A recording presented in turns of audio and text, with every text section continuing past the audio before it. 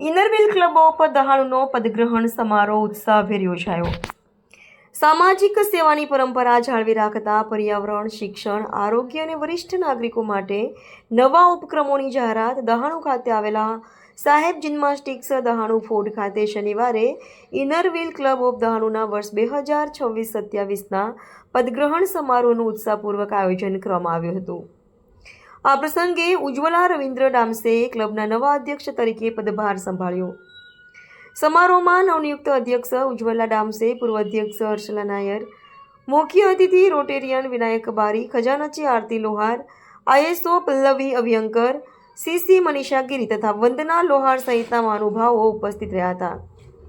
કાર્યક્રમનું અસરકારક સંચાલન રાજશ્રી કુલકર્ણી અને વંદના લોહારે કર્યું હતું।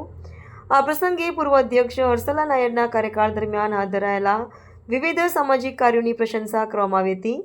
તેમના નેતૃત્વમાં મહિલા સશક્તિકરણ, આરોગ્ય જાગૃતિ, શૈક્ષણિક સહાય, જરૂરિયાતમંદોની સેવા તેમજ સમાજ હિતના અનેક ઉપક્રમો સફળતાપૂર્વક અમલમાં મુકાયા હોવાનું મહાનુભાવોએ જણાવ્યું હતું।